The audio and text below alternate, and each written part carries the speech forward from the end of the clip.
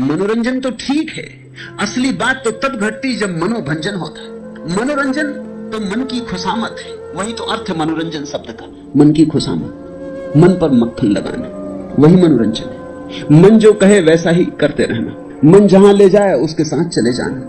मन कहे शराब घर, मन कहे वेश्या घर, मन कहे सिनेमा, मन कहे ये, मन कहे वो, उसी के पीछे चलते रहना। इसी तरह तो संसार है।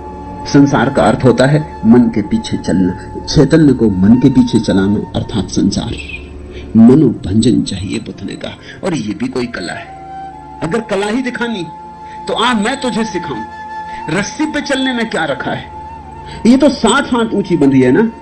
मैं तुझे शिखरों पे चलना सिखाऊं, बादलों पे चलना सिखाऊं, मैं तुझे ध्यान में सधना सिखाऊं। उससे ऊपर और कुछ भी नहीं है। कोई रस्सी उतने ऊपर नहीं बांधी जा सकती। और जो ध्यान में चलता है उससे बड़ा कुशल कोई कलाकार नहीं है, क्योंकि ध्यान में अपने को साधना ठीक रस्सी पर चलने जैसा ही है। बाएं गिरे दाएं गिरे पूरे वक्त संभालना पड़ता, अब गिरे तब गिरे, और खतरा हर वक्त।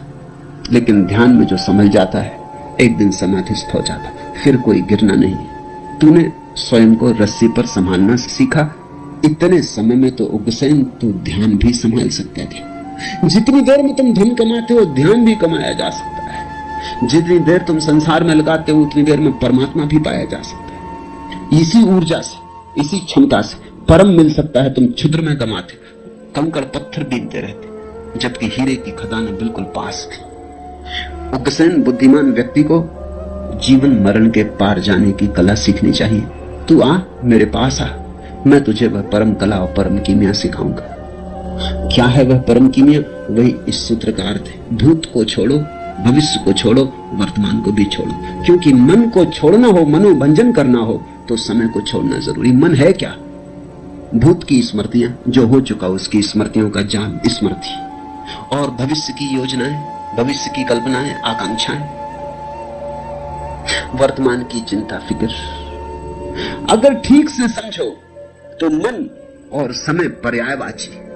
इसलिए जो भी ध्यान को उपलब्ध हुए उन्होंने कहा कालातीत है ध्यान, समय के पार है ध्यान। मनातीत कालातीत एक ही अर्थ रखते हैं। तो बुद्ध ने कहा भूत को छोड़, भविष्य को छोड़, वर्तमान को छोड़, यह है असली कला।